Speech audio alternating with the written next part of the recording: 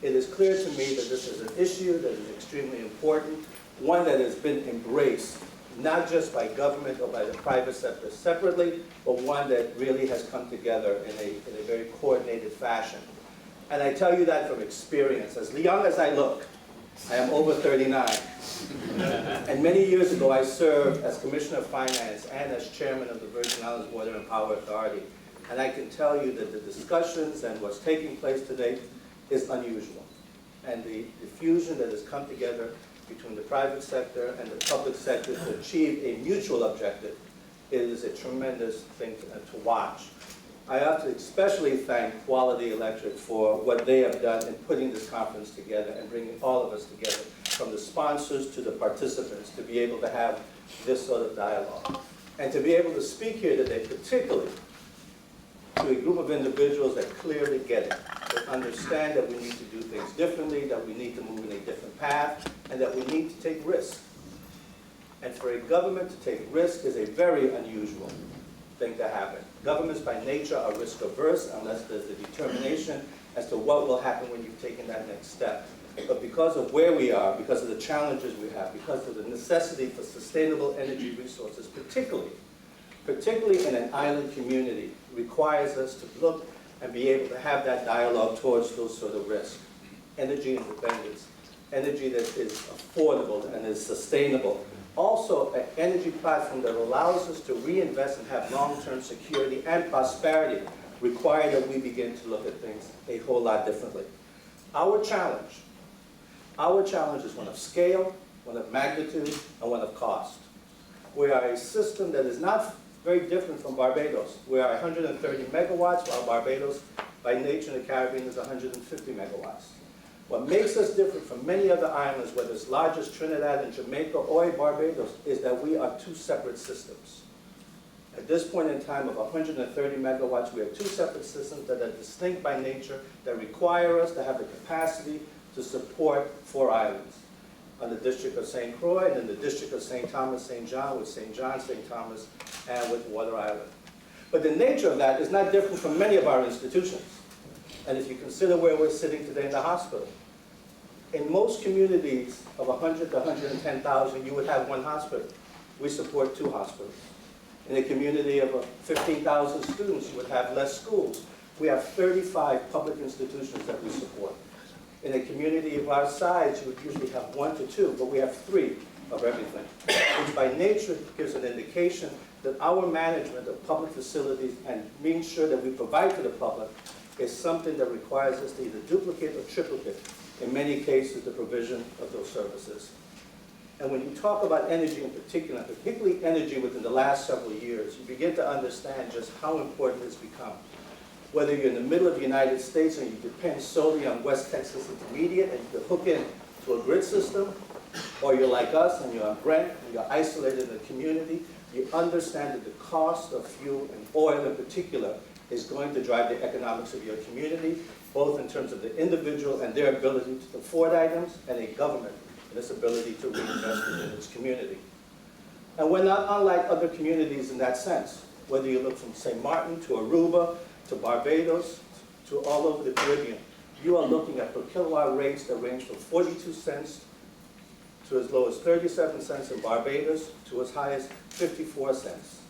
So by nature, what we're dealing with is not unusual by any stretch of the imagination. The question becomes, for how long will we put up with it?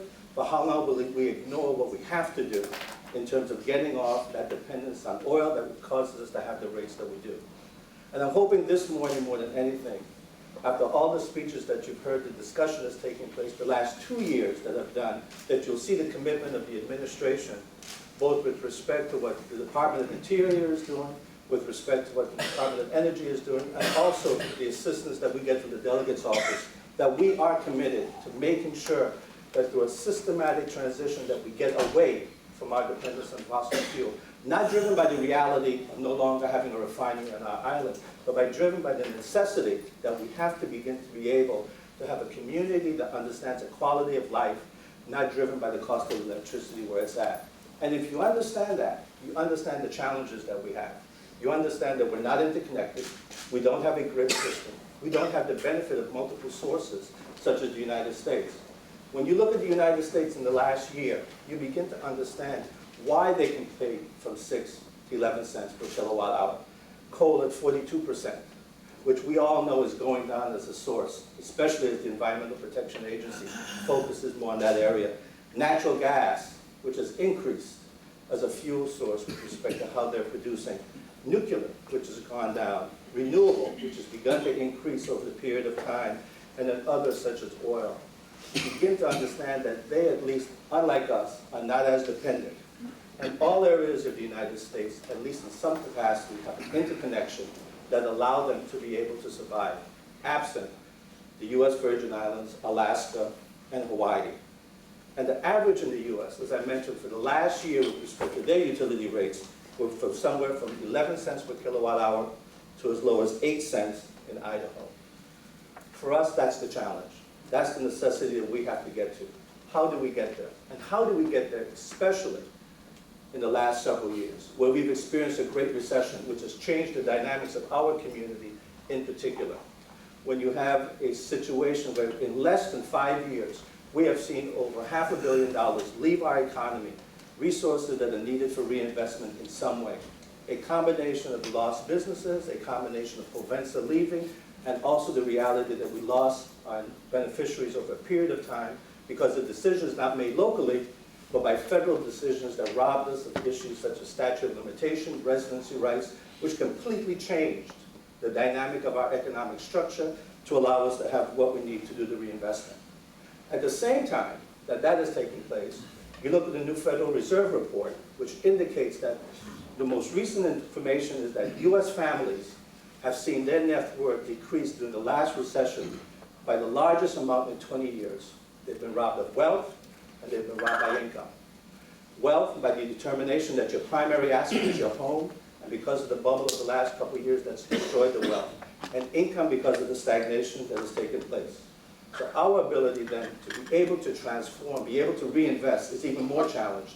Because if you consider that our economy is hooked, just by nature, to the success of the U.S. economy, the resources of the U.S. economy, what gives us our reinvestment resources. Even with that taking place, there are certain things that we've decided we had to do to be able to set the stage to make that transformation. One of the first things we did is we took the Energy Office out of the Department of Planning and Natural Resources, and we moved it up to the Office of the Governor to give it the ability to have policy-making decisions that were necessary to make what was required at the highest levels of government, so that it streamed all the way through. And it wasn't a division of the department trying to change and force government to make changes that were radically necessary. At the same time, we entered into a relationship with the Southern Energy States Board, and we said, we need a plan. We need a plan that we're able to develop that takes us from where we are in fossil fuel all the way through. So how do we get off in a systematic way that is meaningful, but one more than anything else is believable? That it doesn't deal with political expediency, it doesn't deal with private sector motivations that may look good but we can't fulfill, nor does it deal with self-interest. So can we do that? And we were able to do that with the assistance of Southern states. We took the energy director and moved the energy director to be one of the board members of the Virgin Islands Water and Power Authority to make sure that what WAPA does in terms of this policy making is clearly aligned with the Energy Office. That at least there's a dialogue that takes place on a consistent basis all the way through, so that implementation at the utility level does not have a disconnect. And at the same time, we took the Commissioner of DLCA, Licensing and Consumer, and put him on the board so that at least someone would be concerned with utility costs in addition to what was necessary overall. As a result of doing all of that, we began to think of what else is necessary, what can we do to get to that next step. And one of the things that was probably the most important in terms of pushing it forward, one that gave us to where we are today, is that through a competitive process, as others have said, we were selected to be part of the Eden Project. I think that has been the one transformative event that has taken place that has taken us to where we need to be.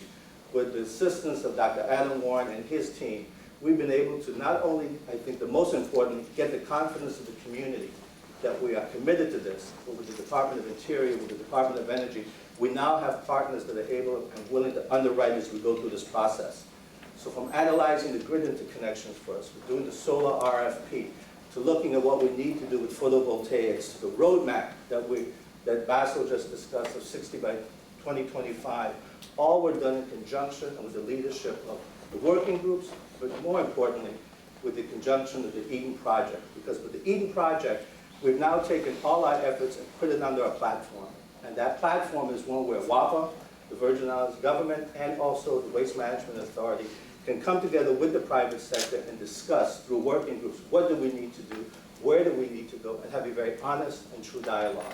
It is no longer government being imposed in terms of what we need to do, but it's much more of a dialogue taking place. And I think that is one event, I believe, that has caused people to look at it in terms of the opportunities that are required in this community.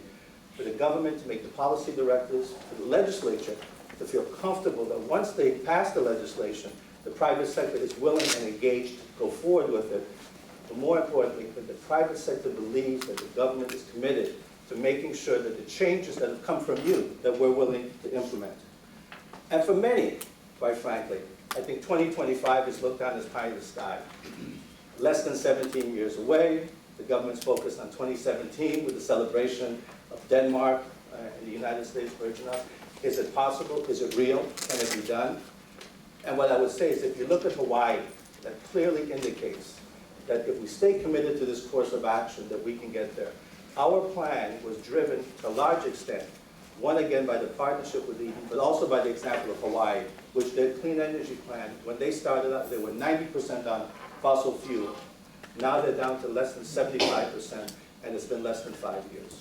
If we continue that path, then to me the reality of what we're trying to do is clearly very much achievable. The question then becomes, and this is probably the most important question, is what is our level of commitment to getting something like this done? What can we do to make sure that we continue to do it over a period of time?